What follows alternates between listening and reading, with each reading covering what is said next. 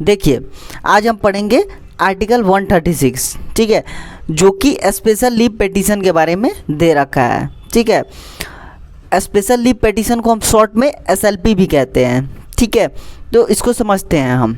ठीक है, first point में दे रखा है कि गवर्नमेंट ऑफ इंडिया एक्ट 1935, मतलब कि जो हमारा स्पेशल लीव पिटीशन है जिसको हम SLP कहते हैं, वो गवर्नमेंट ऑफ इंडिया एक्ट 1935 से लिया गया है।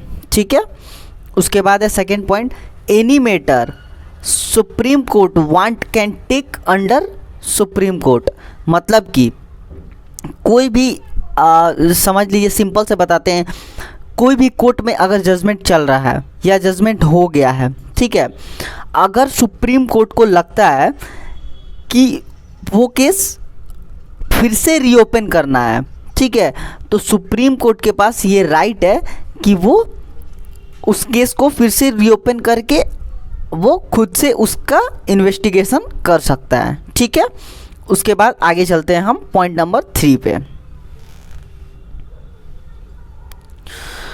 इसमें पॉइंट 3 कहता है कि एनी कोर्ट, मतलब कोई भी कोर्ट हो, जैसे हाई कोर्ट होगा या फिर क्या बोलते हैं वो लोअर कोर्ट भी हो सकता है, अगर ऑर्डर भी पास हो गया है, डिग्री भी पास हो गया है और जजमेंट भी हो चुका है, फिर भी सुप्रीम कोर्ट के पास ये राइट है कि वो फिर से रीओपन करके उस पर जजमेंट कर सकता है।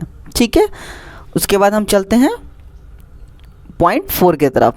इसमें कहता है कि 2 ग्राउंड्स, मतलब कि जो हमारा SLP होता है स्पेशल लीव पिटीशन, ये बेसिकली 2 ग्राउंड के बेसिस पर होता है।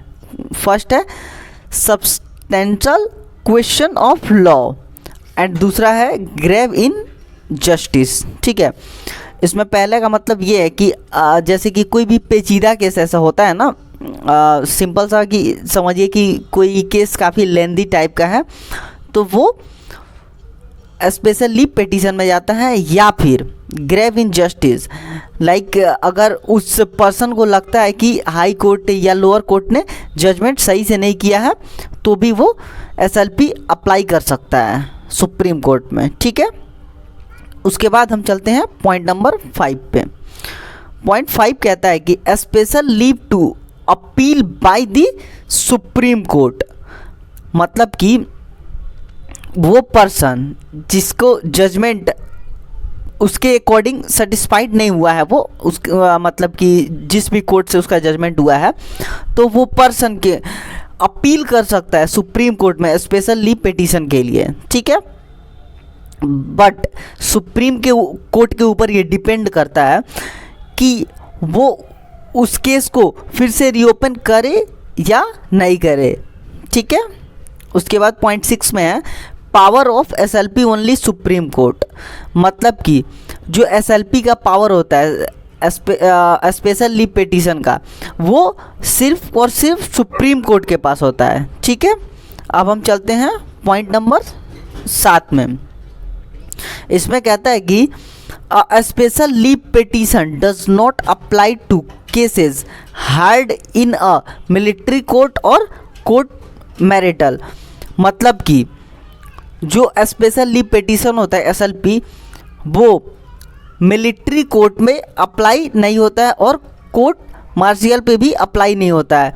मतलब कि सिंपल सा है, ये है कि मिलिट्री फोर्स पर ये सारी चीज़ें अप्लाई नहीं होती है, SLP अप्लाई नहीं होती है। ठीक है, अब हम चलते हैं आखिरी पॉइंट, लास्ट पॉइंट की तरफ, और ये हमारा लास्ट पॉइंट है 8 पॉइंट। ये कहता है कि it is not a right, it is a liberty, मतलब कि जो हमारा SLP है स्पेशल लीव पिटीशन, ये हमारा राइट नहीं है, ठीक है, ये हमारा लिबर्टी है। होप कि ये आर्टिकल आपको अच्छे से समझ आई होगी। धन्यवाद।